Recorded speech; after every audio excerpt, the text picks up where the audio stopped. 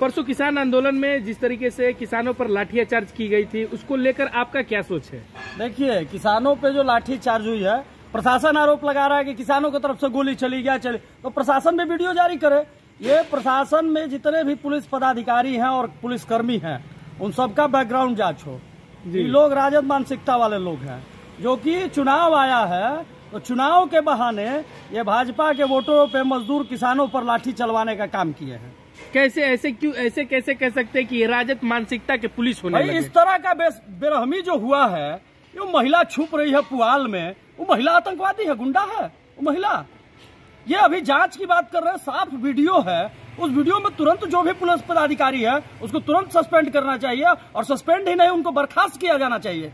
जिस तरह से उन्होंने अत्याचार किया है वो वीडियो साफ दिखा रहा है घर के सामने से। और ये बात कहाँ तक न्याय संगत है कि अगर धरना प्रदर्शन थर्मल पावर के गेट पे हो रहा था, गेट को छोड़ के वे बनारपुर गांव में पहुंच जाते हैं और घरों में घुस के मारते हैं, सीसीटीवी फुटेज को तोड़ते हैं, ये कहाँ न्याय संगत है? ये सारे लोग सरकार विरोधी लोग हैं।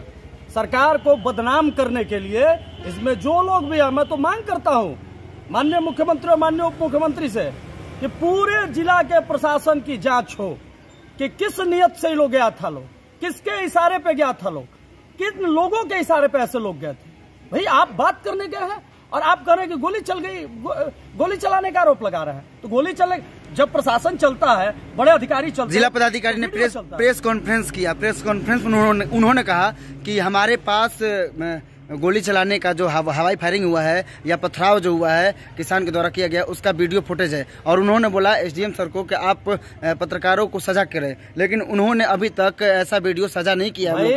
हमको तो वहाँ ये भी सूचना मिला है कि पत्रकारों को गाड़ी मार के तोड़ने लगा लोग है। पुलिस तोड़ा है पत्रकारों की गाड़ी को कि पत्रकार कवरेज मत करे। ये तो आप बात करने गए ही नहीं थे, आप तो सीधे वहाँ टारगेट करने गए थे। चौसा के किसानों की जो भी मांगे है, जायज मांगे है। कई दौर की बात हुई, माननीय मंत्री जी के साथ बात हुई यहाँ दिशा के बैठक के बाद। माननीय मंत्री जी उस दिन वो लाइट एंड साउंड के कार्यक्रम में देर रात पहुंचे, ये वार्ता करने के बाद। लेकिन मैं स्पष्ट कहना चाहता हूं कि इस पूरे मामले की उच्च स्तरीय जांच हो और रिटायर्ड जज की कमेटी बना के पूरे घटना की जांच होनी चाहिए, और दोषी तमाम पदाधिकारियों पे, चाहे वो टॉप लेवल अधिकारियों का कहना है कि उच्चतम न्यायालय का आदेश था, उच्च न्यायालय के आदेश के अनुसार उच्च न्यायालय का आदेश पीटने का था। आप सबको गिरफ्तार करके ले जाते हैं और आप कह रहे हैं कि हम गिरफ्तार करके ले जा रहे थे तो वहाँ लाठी चल गई। आपने एक और भी दावे लगाए थे, उसमें बोला कि जिस तरह राजद मानसिकता के जितने भी पुलिसकर्मी है वो राजद मानसिकता के लोग हैं। आखिर राजद मानसिकता के अगर वो लोग थे तो राजद का तो सरकार भी नहीं है, तो वो प्रशासन किस तरीके से राजद के इशारों पे चले? अभी तुरंत सरकार बदली है ना, तो पहले वो कुल ट्रांसफर पोस्टिंग कराया है लोग। तो वैसे ही लोग, मैं तो कह रहा हूँ बैकग्राउंड जांच होना चाहिए किसी भी मानसिकता का। अगर कुछ भाजपाई निकल गए तब उसमें क्या कीजिए? भाजपाइयों निकल गए तो सस्पेंड कीजिए। भाजपाई कौन सी होता है? गलत जो करेगा उसको सस्पेंड करना है। कुछ देर के लिए कश्मीर जैसा हाल हो गया था चौसा का। कश्मीर जैसा हाल नहीं हुआ था, ये कश्मीर का हाल नहीं कहेंगे। कश्मीर में भाई इस तरह का नहीं होता है, ये फिलिस्तीन इजराइल वाला हाल कर दिया है लोग।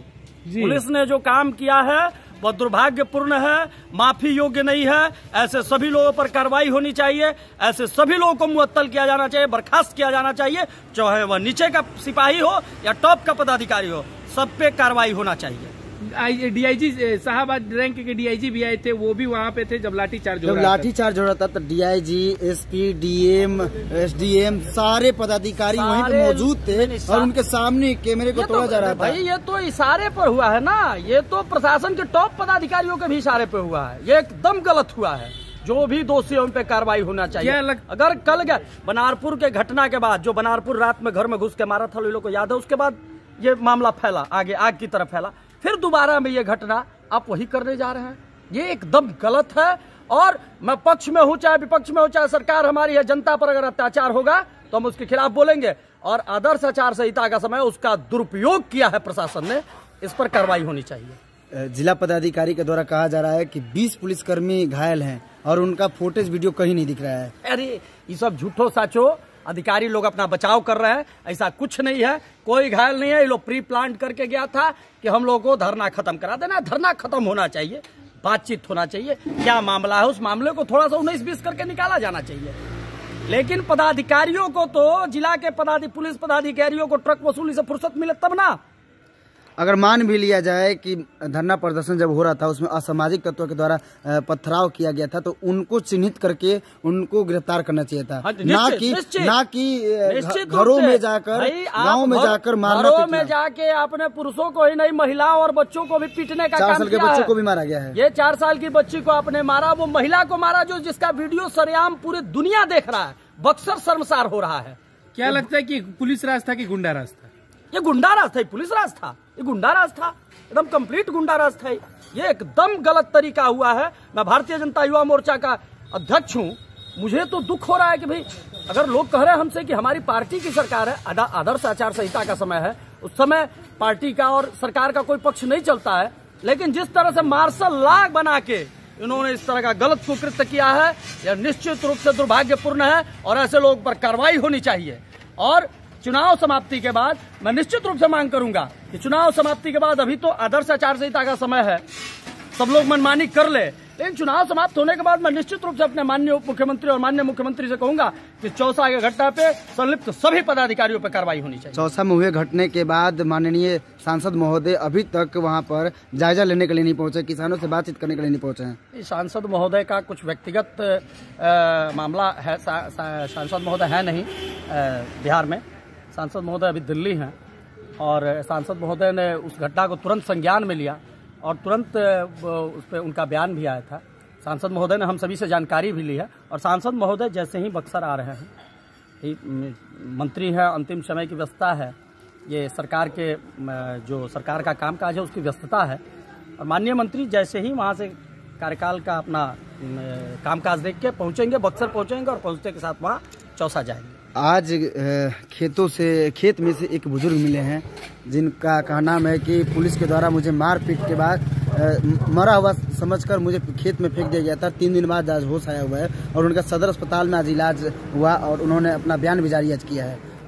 भाई मैं तो कह रहा हूँ यह दुर्भाग्यपूर्ण घटना है। यह जालियांवाला बाग हत्याकांड की याद दिलाता है। यह जनरल डायर के रूप में बक्सर डीएम और एसपी ने जनरल डायर जैसा कुकृत्य किया है। इसकी जांच होनी चाहिए। अगर जो भी पदाधिकारी वहां थे, ये जनरल डायर की भांति ये इन लोगों ने अपनी भूमिका निभाई है, ये एकदम गलत है। ऐसे सभी लोगों पर मैं कार्रवाई की मांग करता हूं। किसी को खराब लगेगा, पदाधिकारी वीडियो देखेंगे तो उनको लगेगा भाई कौन बोल रहा है, ठीक है ये, लेकिन जिस तरह का आपने किया है ये एकदम गलत किया है। यह मैंने इसको देख के जालियांवाला बाग हत्याकांड हम लोग नहीं देखे हैं, लेकिन जनरल डायर ने कैसा अत्याचार किया होगा वो अत्याचार आज वीडियो के माध्यम से हम देख रहे हैं। बक्सर एसपी और बक्सर डीएम जनरल डायर की भूमिका में थे।